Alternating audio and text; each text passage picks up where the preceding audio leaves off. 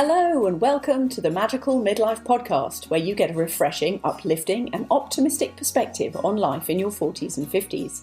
I'm your host, Lindsay DeSwart, and I'm delighted that you've joined us here today, so let's jump right in.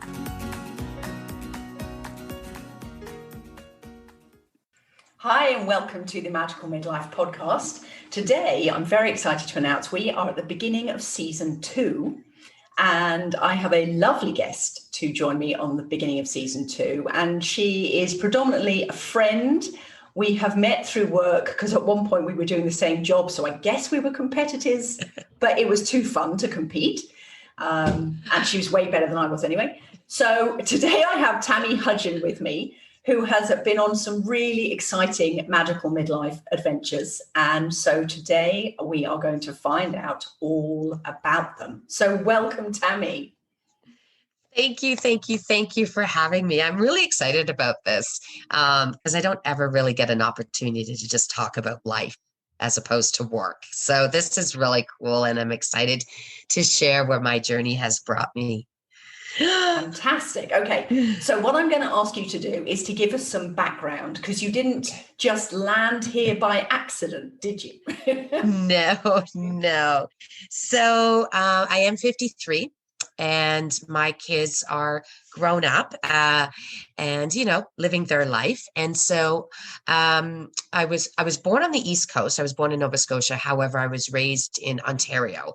So I've spent pretty much my entire life in Ontario. And I met a wonderful gentleman maybe 6 years ago. I think it's about 6 years ago. And he kind of started introducing me to the world of travel. And it ultimately, the type of travel that he was intrigued around was being out in the mountains and just exploring and living life that way, not going and sitting on a Caribbean island. And I didn't know any different. So we started our journey that way. We headed into the States actually at that time, and we did Utah, Zion National Park, different places like that. We've done trips through Washington State and Leavenworth. Did I say that right? But anyways, they're all mountain trips. We've done the North Cascade National Park. Just so cool. So ultimately, we decided to do a trip out to Whistler, BC. And we loved Whistler, BC. Like, we fell in love with it. So sorry about that. There's a phone ringing in the background. It's life. Let's go. It's life. It is. So we started doing more trips out to Whistler, BC. And I'll be honest and tell you, so we shared our life together for a few years, for about 4 years, but I'll be honest and say that we did break up. Mm-hmm. We reached a point in our relationship that we were both going through stuff, and we had made the decision to end our relationship. So there we go. So here's this girl, and not knowing what her next steps are going to be. And interesting enough, about 6 months after we had decided to end it, we kind of reconnected. In essence, we were still communicating, but we kind of really reconnected again and decided that, hey, you know what? We like spending our time with each other. So we started getting back together, and he worked for a company that was closing down, and he's 53. He had enough service to do a full retirement. So he retired at 53. He said, that's it, I'm done. And so he retired, and he goes, want to move to BC. And I'm like, really? He goes, why not? Right? Kind of thing. So we did 2 scouting trips out to the BC area. We knew we couldn't afford the Whistler area. To be honest with you, Whistler's just too expensive, so we couldn't afford it. We did 2 scouting trips, and ultimately throughout scouting BC, we landed here in Panorama. And I'll be honest, this all happened within a year. So we kind of made the decision. We had finished our second scouting trip, made the decision of where we were going to move to, which was Panorama Mountain Village. And we'll get into more of that. And we arrived back in Ontario. It was like that March 12th, March 13th, and went into lockdown, COVID. Boom, lockdown, first lockdown. Wow. And we're like, oh my God, we just made a decision, and we want to move. We want to buy something. And so everything was put on hold. And we got through the first lockdown. And as soon as the window opened, we said, that's it, we're going. And we bought and left and arrived here August 13th of last year. So we just, whatever we could fit in our vehicle is all we took with us, nothing else. And we were fortunate to buy a condo in a mountain village, 4,000 feet up. And literally I'm surrounded by mountains, and it was fully furnished. So we didn't have to worry about anything, just whatever we could fit in our vehicle. And we headed out and got here like in 3.5 days and said, that's it. So we arrived last August. So it was just boom, done. Oh my goodness. I had no appreciation that the whole thing happened so fast. Yeah, it was crazy because the sitting and waiting through that COVID front end. And what really happened is when that window opened, when we kind of opened up again for very brief time, I said to Doug, I am not spending another lockdown here in Ontario. I'm just not doing it. I want to be out there in the mountains exploring and so forth. And we really fell in love with Panorama. And so we made the decision. There was nothing left here. Everything, all of a sudden, things just sold. So the place that we wanted was gone. Then our second choice was gone. And then we're like, what are we going to do? And there was one studio condo, and we just said, just do it. Let's just do it. And it was the best thing we ever did because we were fortunate to be able to pay cash for it. So that was the other bonus. We got in here when the market was a little lower. We paid $89,000 cash and fully furnished studio condo. And so, yeah. And so within 3 months of living here, we had already made 30,000 on our unit. Our unit now we could sell for about 120, probably our unit we could sell 125, and we paid 89. So we're in a really good place now, because now our whole visions have changed since we've been here, and some future plans now. We have some ideas of things that we could do to invest in real estate here. So holy cow, what an adventure. And now, have you ever done anything like investing in real estate before? Was that any part of your my God. No. But we realize because of where we live in this ski village, it's a mountain, it's a ski village, and they're huge in the winter. Like they're that's their market. Well, we're learning that this is a hot spot for rentals, for Airbnb. So we're like, hang on, why don't we buy ourselves another condo, upgrade, put this one in the rental, and whatever, profit we make off of this, we can put into a mortgage if we get a bigger place or whatever, who knows, right? And then it's kind of like, well, now how many units? Because I know what I can get for, a 2-bedroom in 1 week. It's crazy what you can rent it for. So I'm kind of going, hang on a second. So different ideas are filtering in my head now. That is just so inspiring. Absolutely love it. Right. So excited. There's so much though. I can see in your face. It's like, I'm so excited. I want to do women's retreats. I want to bring women here to experience what I've been experiencing. So here's the other thing that's been really tough. So do I. Right? Yes, we can do stuff. Together, let's do it. Because here's my thing. Don't get me wrong. Doug and I, we're so great together. We have so many great interests, and our companionship. We love things that we do. But I don't have any girlfriends. I have no friends here. So I spend not a lot of time, but like I went out this morning by myself for a beautiful walk. And to be able to, and what I'm seeing and experience here, I'm just like, I just want to share it.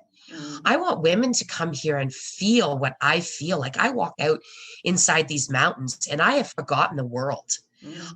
That's my meditation, right? I'm at peace, and I have my camera, and I didn't take a single picture this morning, but I don't want to go without my camera because I don't know, I might be inspired, so I want other women and I want to call it Feed Your Soul. I really want women to come here and feel that. And I've already got it all planned. I've got all these ideas in my head, and I've got some great connections and stuff. So I'm like, okay, this is like a 2-3 year plan, Tammy. You got to figure this out because it's so amazing here. It is so amazing here. That's just what I needed to hear, because we have our first exploratory visit booked, as I said, in August. Yeah, right. And you're going to feel it. Like when you, don't get me, Ontario, nothing wrong with Ontario in that respect. I didn't know any different, though. That was the thing. I grew up in Ontario. I didn't know what else was out there. In essence, I was used to going to vacation resorts like Caribbean and stuff like that. I did do a trip out to the East Coast. I did PI, Cabot Trail, a little bit of Nova Scotia before COVID. So 2 years ago, I guess it was with my daughter. And it just kind of, and I loved it. It was, if you've never gone, like PEI alone is just amazing. And well, Cabot Trail. But even though I was born on the East Coast, I realized on that trip, it wasn't the place I would end up. Mm-hmm. Even though it's outstanding and it's beautiful, I realized it was the mountains. I like escaping. I want to be part of wildlife. I love nature. Like when, you're going to experience it when you come out here. It's just so different. It's so different. There's no crowds anymore. Like there's no, like you can escape. And yet you'll run into other people who have the same interests of you. And you spark up some great conversations, but it's just, oh my God, you're going to love it. It won't be hard. It won't be hard to make a decision. Yeah. Once you experience it, it's Mike, I can tell you, my son being here the past week, he's, fortunately and unfortunately, he's in a really great position with his company that he works for. So it's not the right time for him, but this is where he wants to be as well. Yeah, and his girlfriend is more than willing to come. My daughter's coming out in September. She's already decided she wants to live here at some point as well. She's a mountain girl as well. So when you're here and you just see it and experience it, you just really stop and think about life. Yeah. And COVID should have, with what everyone's gone through in COVID, my biggest message to anyone listening, please just take a minute and stop and really look at your life. Truly. I've realized material things don't matter anymore. They truly don't. I have a place to live and to sleep and work. But if I'm not sleeping and working, I'm outside living in the mountains. I don't need material stuff. I don't need like literally we packed what we could in a vehicle and that's all we brought, right? Yeah. I mean, don't get me wrong. We've bought a few things, obviously, but just really think about what you want out of life. What have you always, and if you don't know, start exploring. Yeah. Friends of mine have done the same thing. They went to Costa Rica right at the beginning of COVID and they were toying with the idea and do we, don't we? And then the same thing. They sold the cars, they sold the house. They became sort of self-employed. They kind of had jobs on the side and then they became self-employed. But the same thing, they said, we spent hours walking on the beach because we can. We're out in the water. We're in the mountains. It completely, a major value shift went on. It's absolutely. And I think too that we have lived so long around money. Money. And what I've realized is if you truly do your research, this area that we found, it's no cheaper than living in Ontario in essence from your daily stuff, your gas and your groceries and stuff. Real estate in this area, let me tell you, you're getting much better deals than you're ever going to find in Ontario. Oh my God. Like you can buy plots of land for $80,000 that have spectacular views. You can buy homes for $300,000-$400,000 that back in Toronto or Ontario are at least 600,000. Like it's crazy. The market in this area, we're shocked on that. So what we've realized, we sat down and looked at how much money ultimately, and you don't need a lot of money to live. Because I felt that in Ontario, I spent money to live because I was out networking and going out eating all the time or having to, you never wanted to stay home. It was just, but everywhere you went, you had to pay. I can walk out and not spend a dime in one day. Right? So let's wind it back a bit because, of course, we met through business networking, I don't know, 5 years ago, maybe. At least, yeah. Absolutely.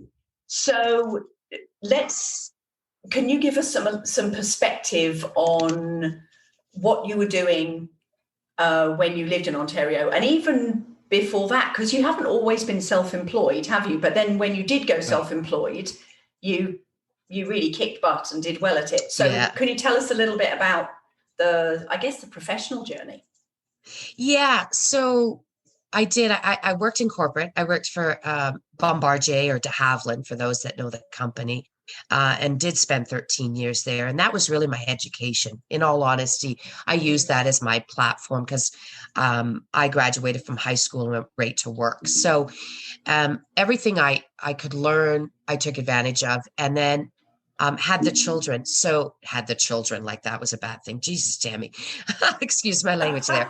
I didn't mean that in a bad way, but the routine that we do, right? You get married and we have children. It's a life expectation. You'll right. have education, you'll have a job, you'll have a family, and then it's the next. What's next?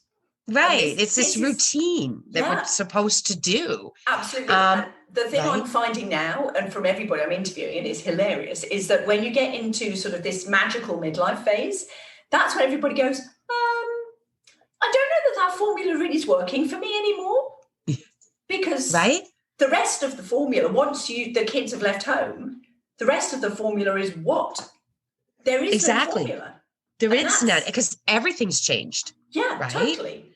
So so cool. Yeah. So we've realized now the formula is not working. So tell us a little bit about when you were in the formula, and then So I decided to quit my job and be a stay-at-home mom.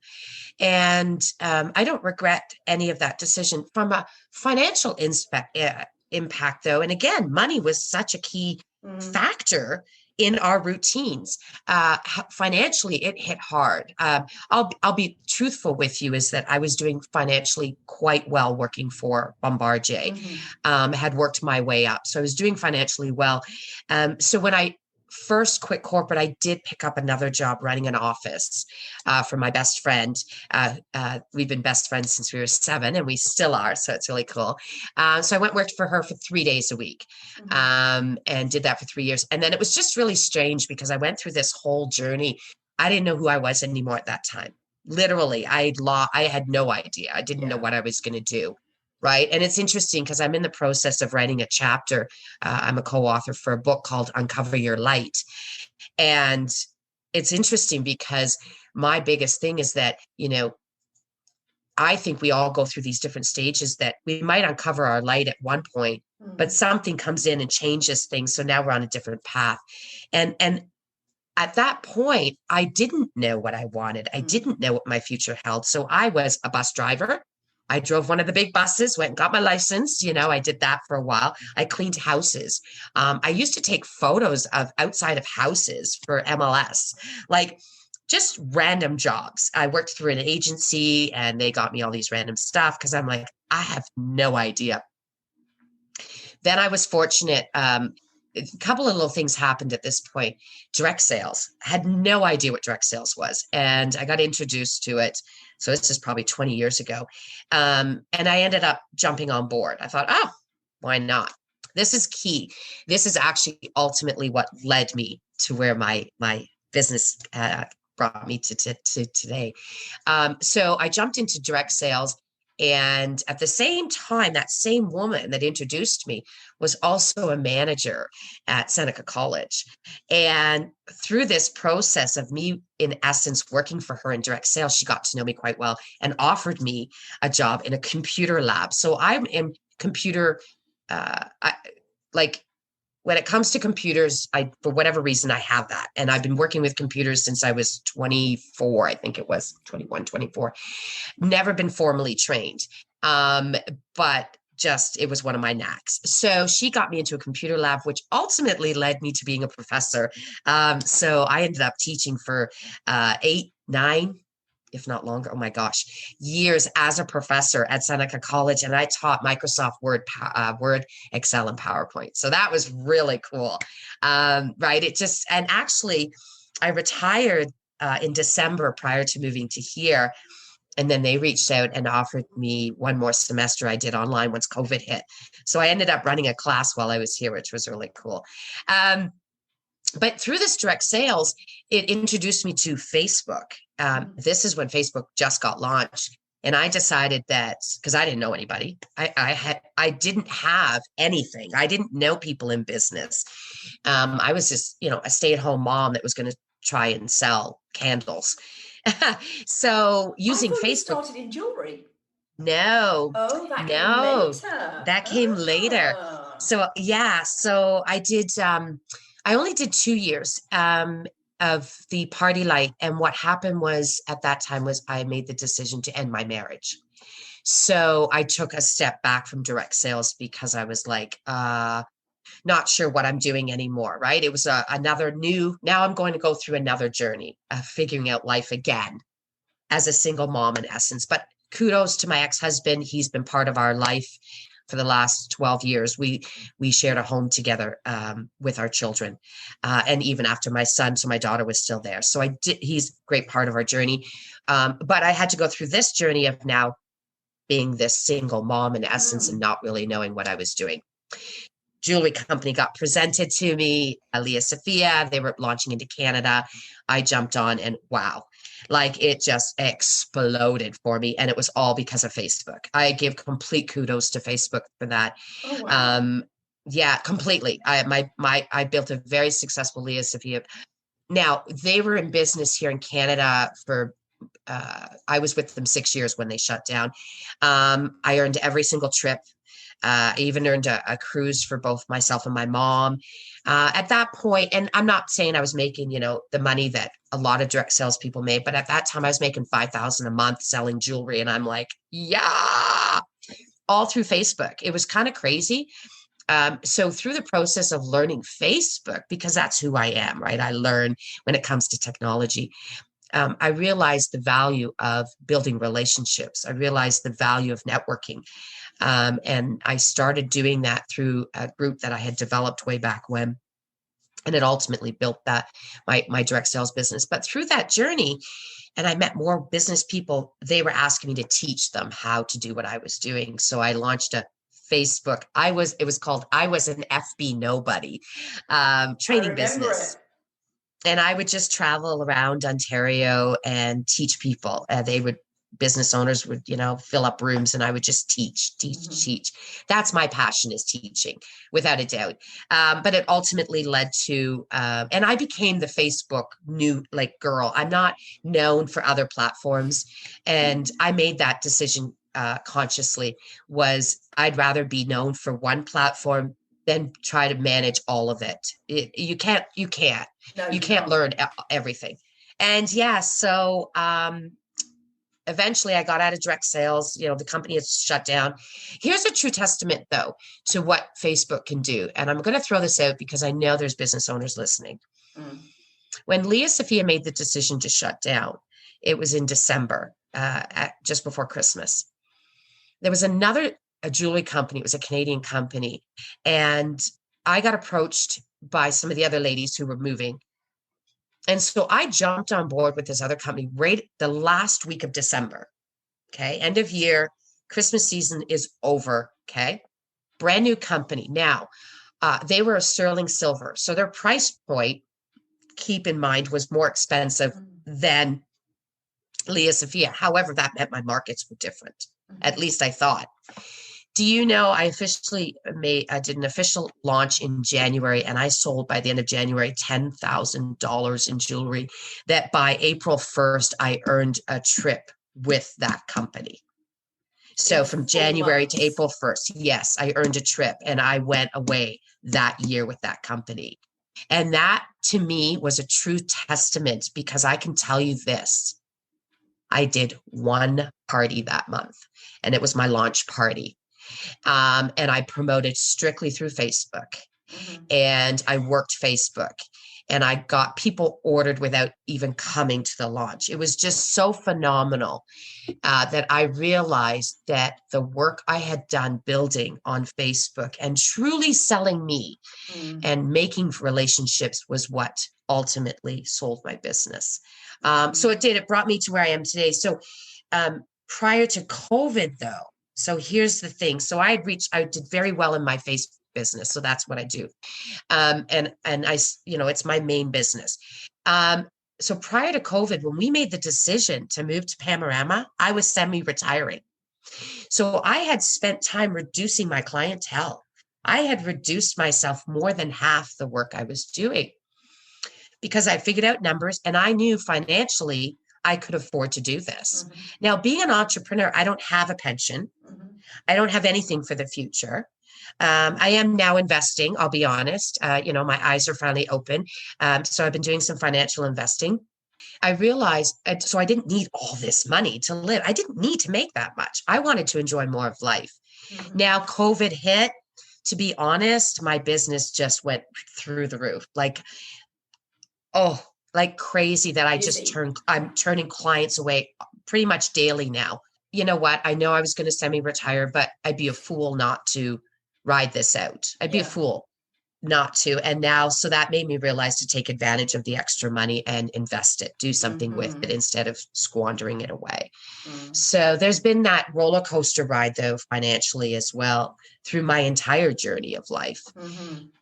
And I think that's why I said to you earlier that it's important to really sit back, do your research. If you're ever considering moving anywhere, do some really good research and understand what it costs to live in places. Because when you can find these little pockets that don't cost you a lot of money to live here, like I look out my window, I have mountains. Like there's a mountain outside my window.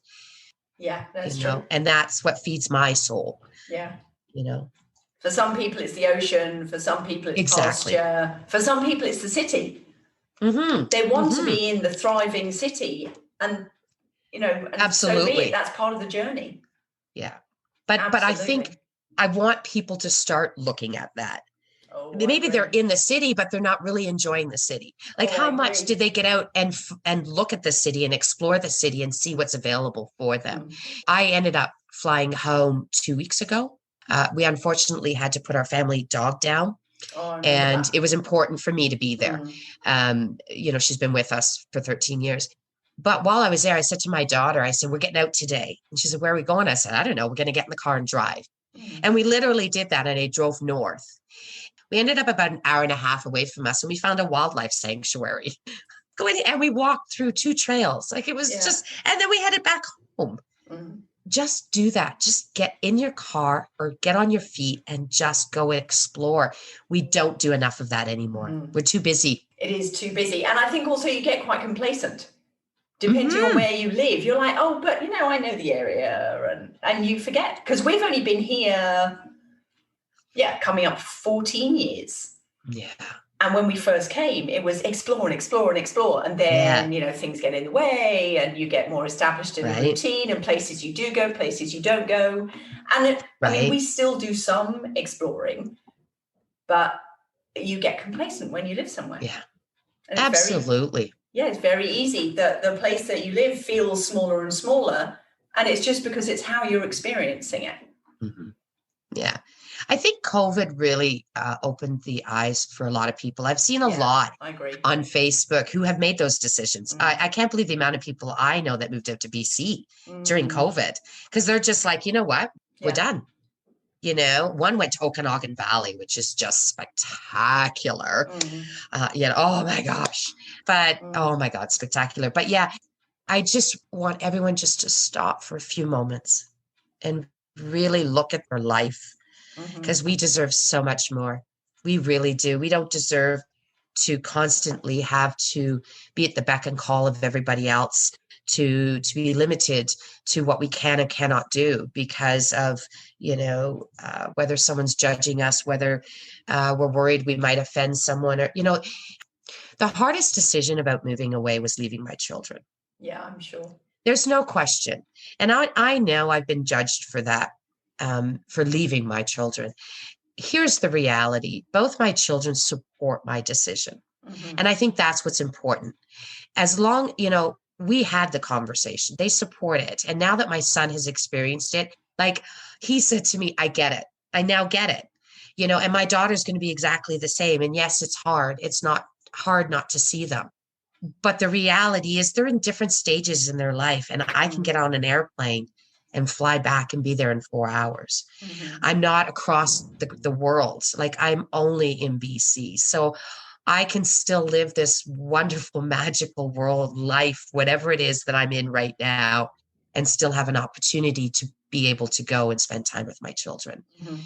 So, and let them grow too. They don't need mom that way. They need to grow. They're in their 20s, right?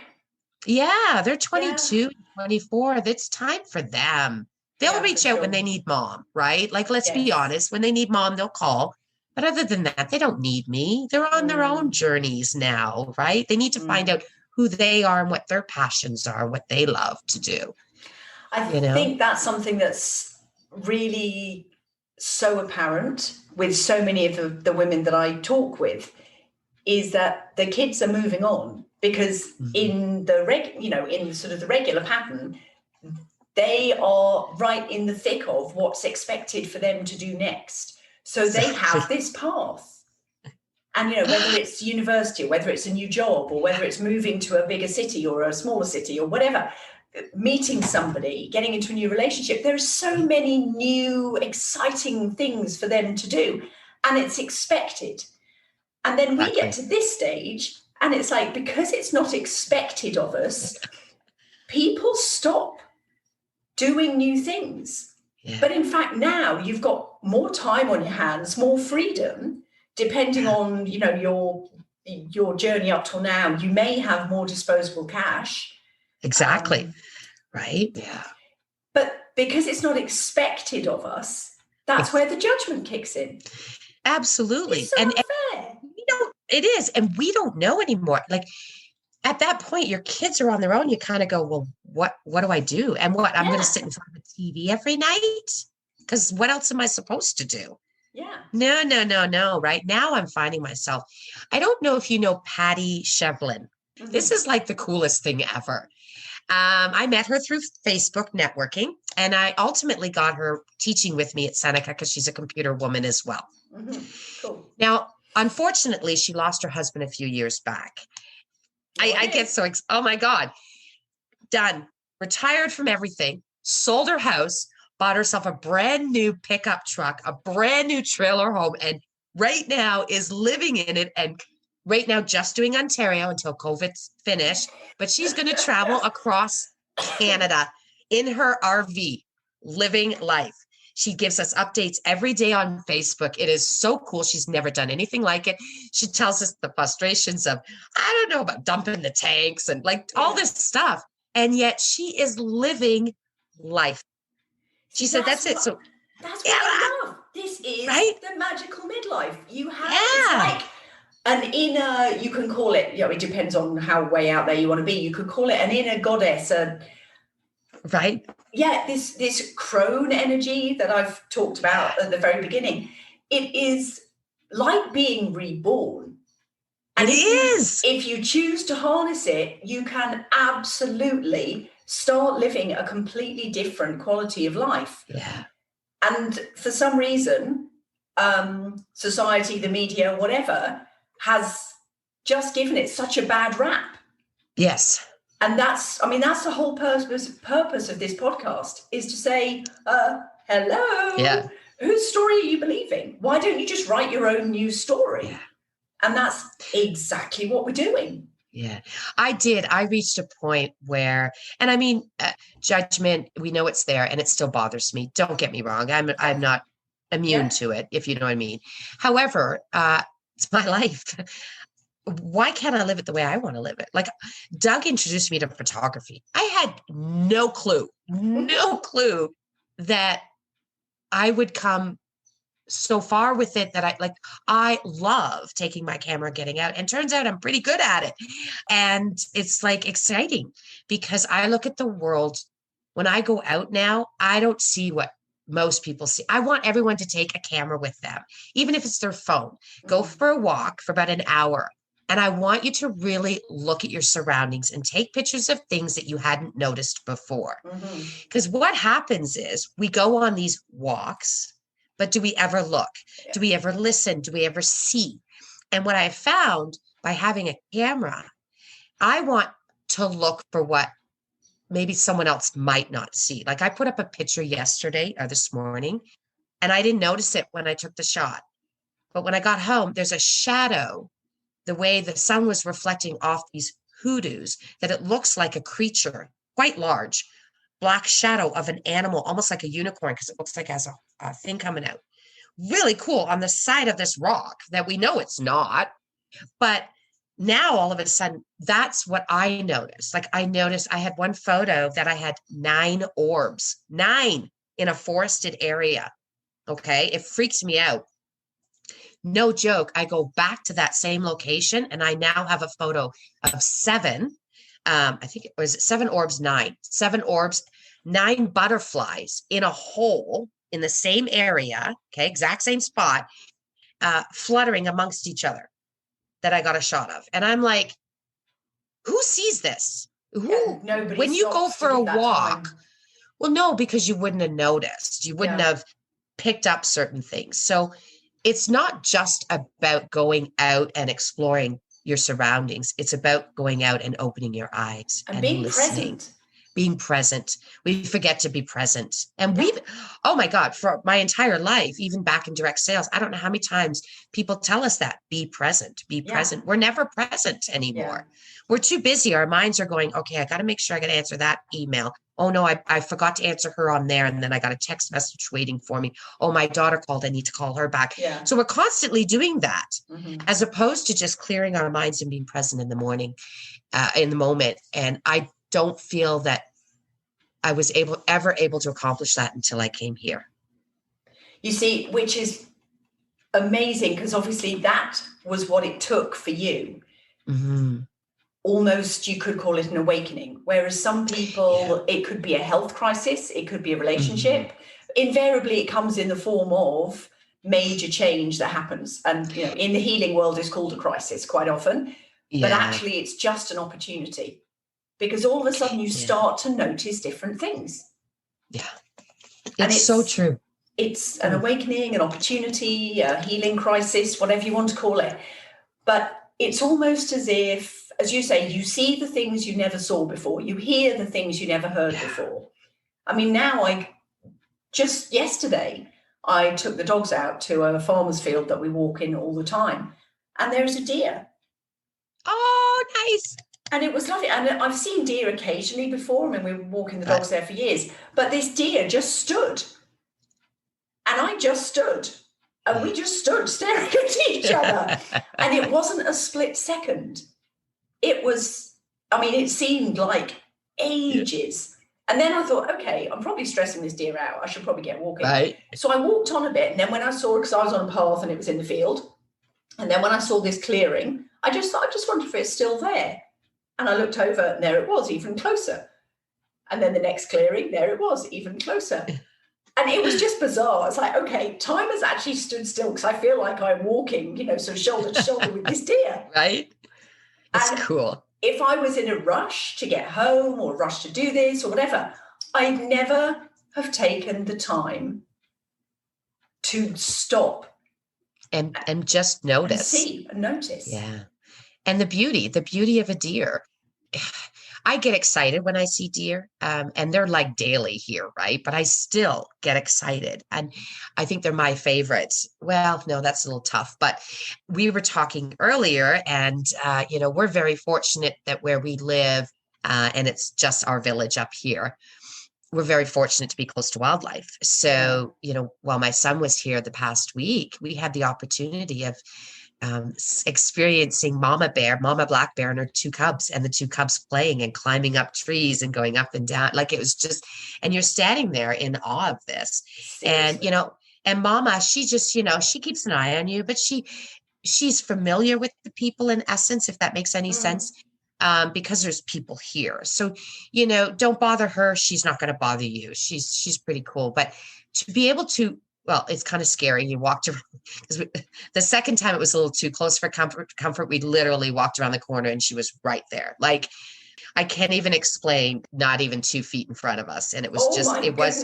like she was right there. And I can tell you, inside I was panicking. I had my bear spray, but I don't ever want to have to use it to, you know, you know, but my heart was pounding and I was panicking inside, but I knew that all I had to do was get us to back up Yeah. and we would be fine.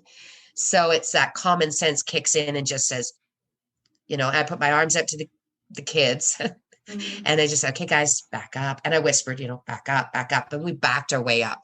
And then we were able to go down below and sit and watch her and the cubs playing. And she saw us and she kept her eye on us. But the reality is she looked at us. She probably heard us. She probably smelled us even before we came around the corner. So she knew we were coming, but don't startle them. Don't make the loud noises to get rid of them. But you know what I mean? So you learn different rules of the road, I guess. And you can experience wildlife. We were driving through Kootenai and here was a mama moose and her two teenagers walking across the road. Wow. And we're like, oh my God, I've never seen a moose ever in my entire life. I'm like, so to be able to just get out, we know between the hours of about 4:30 and 6:30 p.m., if you drive into Kootenai, you're guaranteed to see the bears. Guaranteed. They're on the side of the road eating their dandelions. So you're guaranteed that experience. Oh my goodness, how beautiful. And that's what it is. So we know that. So sometimes we go, hey, let's go down, drive into the Kootenays. It's about 35 minutes from us. And then on our way back, we'll stop and get some takeout. And then we go and find a place outside to sit and eat in the mountains or in the valley or whatever. And it's just, those are the kind of experiences. Like I've already said to Doug, I said, hey, I can afford to take a 2-hour break today. Yeah. Let's get out later this afternoon. We'll just go somewhere. And going somewhere is like going into the mountains somewhere. And it's just the coolest experience. And it's changed my whole perspective on life. And I've told both my kids, I've said, you really need to figure it out. You need to figure out life. You need to do it. Feed your soul, because to go and start, I think of it now and working a 9-to-5 job and not really doing much else, in all honesty, is not a life that I think anybody should live. And you can go, there's so many places you can go local that don't cost you anything. Look for botanical gardens, or things, there's so many wonderful little areas that just doesn't cost you anything. And it just gets you out and to experience something different so that you can figure out what it is that you really do love. Yeah, right? Absolutely. I'm completely in agreement. I mean, I've always been a real one for, okay, let's get out in nature. There was one particular time, I guess it's happened over the years when kids have been having a really bad time at school. And, even if your kids love school or do well at school, there are times when, just like we'll have in the old work days when we all used to have, you get a bad day, good day. Yeah. And there was a couple of times that I remember one or more than one of the kids was having a really bad time at school. So I said, actually, we're not going to go to school. We're going to go for a walk in the forest. Or something happened. Okay, I'll go and pick them up. Okay, let's just go for a walk in the forest. And even if it's a 10-minute walk, it's one of those things that you feel like a different person when you come out. Yeah. There's no question. Because you need to plug it's a whole different energy. Totally. Absolutely. Yeah. Right. The Japanese have forest bathing. Oh, really? Yeah. That's pretty cool. Yeah, isn't it? It is, right? And you know what? I think, see, it was funny when you mentioned, not funny, but when you mentioned about taking the kids out of school. See, that would be judged. That would be, well, what's the teacher going to think? What's the principal going to think? What a parent, who cares? Really? Totally. Who cares? What's more important is the sanity of our children, and, my son, I pulled him out of junior kindergarten. He didn't even last a month. And I said, this is not right for him. And we pulled him. He did not do it. And I said, well, wait till senior. Instead of what's important for our kids at that time, or what's important for us at that time. Now what's important for us. Right? For me now, it's me. I'm important now. Sorry. Nobody else is right now. My kids always get priority. Don't get me wrong. You guys understand what I'm saying. But it's my time. Yeah. And I can tell you, I've said it to quite a few girlfriends. I've said, guys, I'm sorry, but I don't care anymore what other people say. I don't care anymore what other people think, and I'm going to be 100% honest with you right at this moment. I don't care if people judge me because I like to, have a couple of tokes, right? When I go out in the mountain with my camera or I'm on a walk by myself, if that's something I like to enjoy doing that allows me to just really release, that's my business in essence. And if I've looked at who I am, how far I've come, how much I have given to the world. This isn't just about what I've given to my children. You know, I've given a lot in my lifetime, and I've realized, and I will continue to do so, but I've realized that I need to be important at some point in this game. I have to be important, and that's now. I'm in that space now. It's about me. You may not agree with some of my choices, and that's okay. I may not agree with yours. Doesn't mean we can't be friends. We can't continue to support each other. Yeah. You know, I just want everyone to come and experience this. Like I've got a lineup of ladies. I'm excited because the Circle ladies, we want to do a reunion here and very cool.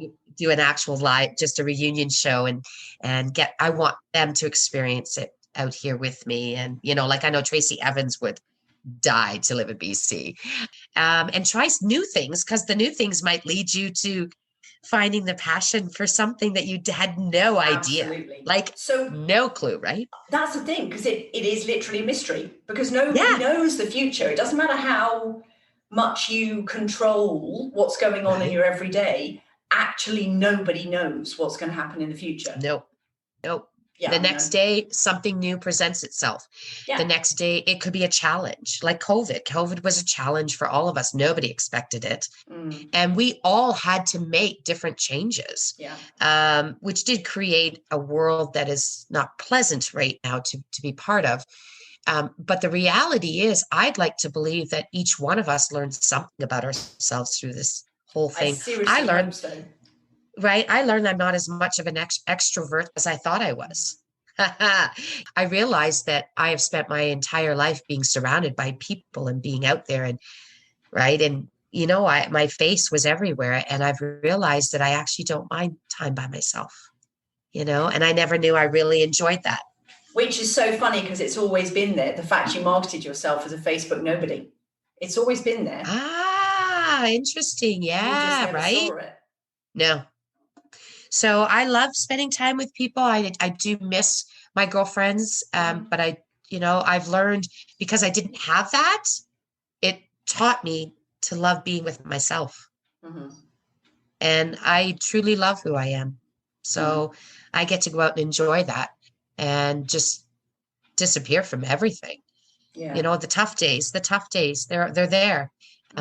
Without a doubt, this is not all rosy.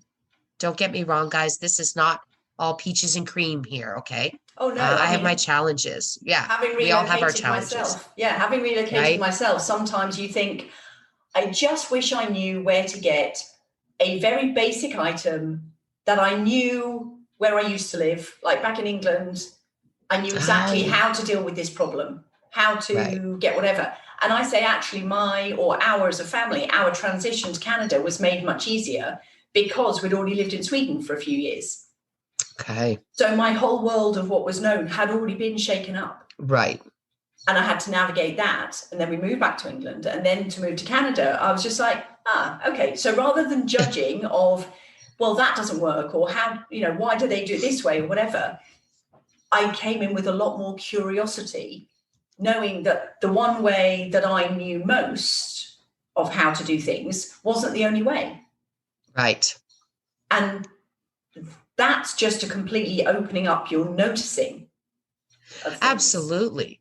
And you brought it up before. It's that routine, right? So everything that we do, we've been taught, we've been programmed right from the get-go. We had no idea. So all of our influences through our entire lives, every person we came in contact with, everybody taught us something. But we lived around a set of rules. All of us, we lived around these set of rules that were, just what it is. This is what you do.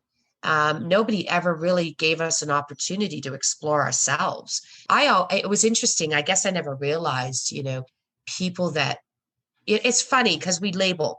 So I'm going to use a hippie, for example. I believe I'm a hippie. I believe inside my soul, I'm a hippie girl. And yet at the same time, growing up, thinking of a hippie. I was going to say, did you always identify with that? No, absolutely not. Right? I'd be like, no, you don't want to associate with a hippie, right? Because now, as I, started getting introduced quite a few years ago to the mountains and being out there and doing all these different things, I'm like, oh my God, I'm a hippie girl. I need my long curls back. I got to grow my hair back. That's I why need I'm to be growing that. my hair. Right? Yeah. Yeah. We're coming back. Right. So, but I realized, oh my God, I love feeling free. I love the flowiness, all of it. But I would never have experienced that because I labeled them because of what society, we're dealing with it with so many different things in our world, but you get it, and so try something new, just try something new. And you may not like it, So Yeah, I was go going to ahead. say, I have a question for you. Yeah. So there is this thing within coaching, and it's about moving towards something that you want or moving away from something you don't want. And it's the whole, reward versus punishment or pain versus pleasure. Right. So when you moved from Ontario to BC, were you moving towards or were you moving away from? I think it was part of both. Okay. I would definitely contribute it to both. I think I was running away in the sense of because I just wanted a new life, a new start over, and this was an opportunity. But I was also running towards, enhancing my relationship with Doug, building something with Doug. Because I think back in Ontario, we didn't have that. We didn't have those opportunities. And so this was our way of coming together and starting over, just the two of us, and figuring it out. So this was a whole new world for him and I as well, because now it's just him and I, and having to understand that. So the idea of just being in the mountains alone, that was pulling me anyways, but there was definitely impact from both sides. I was running, but I was also running away, but I was also running too, right? Without a doubt. Yeah. Right. There's a lot that has gone on. There was a lot of struggles from a family standpoint that we've gone through. And, to do with my daughter, and my daughter came through. She came through the other side. It was at least 2 years, almost 3 years of a struggle. And I think, to be honest with you, I think that if I hadn't left her, I don't think she would have been where she is today. We were dependent. Yeah, we were dependent on each other. I became her go-to for everything. And I didn't feel that she would ever grow. She would ever truly figure out who she was or what she needed. She had been through a rough struggle. And so I knew that by me leaving, I was taking a risk. I was taking a risk that I was leaving and might have been putting her back to where she was. Right. Or it was going to be for the good. And we really were very fortunate. She's doing phenomenal. And she's still figuring out life. I'm grateful that she supports me. But this is her time, and she needed to be away from me. So that was important for me to walk away from my daughter for that. For her. Thank you for being so honest with us, Tammy. Yeah.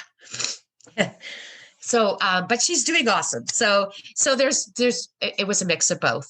There's no question in there. Yeah. Yeah. Absolutely. Sure. One of the things I want so much, we were joking about, let's hold a retreat so other people can experience all the rest of it. What I hope so much that I can do one day is to offer a retreat for women that can come and be real. Yeah. So it's not the veneer. No. We had the conversation before I introduced you about, do you want me to introduce you with a professional name or with so much more than what we do. And I think by the time you're in your 50s, you really want to be real about, no, actually, that's just one thing. And it doesn't matter what, whether you show up in a label or a fancy clothes. Exactly. Or my real passion is outdoor activities and adventure with people. And you show up in whatever the hell you show up in. It doesn't matter. Yeah. It's what you're prepared to bring with you, the courage that you bring, the support that you bring the others. Yeah, it's showing what you're really made of. Yeah. Because we all have struggles. We do. And I don't think we realize how many of us are going through the same things because nobody Yeah. ever talks about it. We're so scared. I use Facebook for business. That's the way it is. Yeah. People who get to know me get to know the real side of Tammy, but it's very few when you really think about it. My world on Facebook, people don't get to see this side of Tammy. They don't get to learn the emotional side or the journeys that we each, and no one, well, not no one. I mean, some people put it all out there for us, but don't always believe what you see in Facebook. Yeah. We do put that persona on because we're afraid of being judged or whatever it might be. Okay. I choose to use it more for business. So it gets me out of that whole realm of trying to figure out how to do a personal side of things on there. But we all have things. We all have skeletons. We all have fears, but we all have passions and we all have hopes and we all have dreams. And nobody talks about it anymore. Nobody's real anymore. It's all about who's the next person's going to buy from me or who's going to use that's the world I feel like I live in, is just about trying to build a business. It's all business, business, business. And we're so afraid of being honest because we will be judged. Plain and simple. We will be judged. And who wants to be judged? Yeah, absolutely. I mean, one of the real gifts that I wrote a blog about it just the other week. One of the real gifts that I've been given about doing the shamanic training over the last year, coming up 2 years almost probably, is being in a group of women that we were together for such a long period of time. And we had to keep finding struggles. That's all right. We had to keep finding struggles to work on. Yeah. So you could hide nothing because after a year, you have just had to dig and dig and dig and dig. You can't keep working on the same thing because how is that progress? Well, exactly. And I've been astonished by how deep this healing can go because there is no veneer. Yeah. There's no facade that you can hide behind because when you're working with people's energy, you can go in. You feel it. Yeah. And you can go in as far as they will let you go in. Mm-hmm. I mean, for example, I went on a walk with a girlfriend the other day, and when we got back to the car park, we got into the real nitty-gritty conversation, Right. And so I feel like saying, well, why don't we just start with car park talk before we say goodbye? Because that's the nitty-gritty stuff. Yeah. And that's what we need each other for. But we're too scared of that. We're just too scared. We are. I posted something on Facebook and was immediately judged. Someone even blocked me for it. And I thought, really? And I'm pretty good at not putting shit out on Facebook to be getting involved in that. But I'm like, is that what we've come to? And that's why we're all hiding. That's why nobody ever really finds out what they love anymore. We're too scared of it. We're too scared that, well, what if I really love this? What are other people going to think? Well, what if I do leave my children? What are people going to think? And it's hard. It's really hard. But until each one of us finds it for ourselves, we can't make any changes. Absolutely. Until right? Nobody else is going to make the change for you. Nobody. So they can judge all they want, and you can sit there and watch TV every night of the week, by all means. Nobody will judge you. Well, actually, they'll probably still be judged for that, wouldn't you? Well, you will. It doesn't matter what we do, we get judged. So why not, enjoy something else, right? Absolutely. So, yes. Yeah. And get out there and, as you say, inspire and lead in a completely different way. Righty ho. So we have come up to an hour, which has flown. It feels like 15 minutes, and I could keep talking to you, especially because I want more questions about BC and your new life. However, I think you need to go out and explore and see some bears. Yes. And I know he's getting ready to go on his call. Oh, right. We have to stagger our calls. Fair enough. Righty ho. Well, in that case, I'm just going to send huge love, massive gratitude. Thank you so much. And it's been so lovely to catch up with you. And I look forward to doing it really again soon. And I can't wait. Just one thing. Do you even want more Facebook clients or not? No. No. Okay. No, we don't even need to do business. I didn't want this to be business anyway, so we're cool. Okay. Well, we don't do Love it. Anyway, okay. No, but we are going to talk about a women's retreat. Yes. Okay. Watch this space. Indeed. Yes. Okay, Tammy. Thank you so much. Take care. All right. Bye. Bye.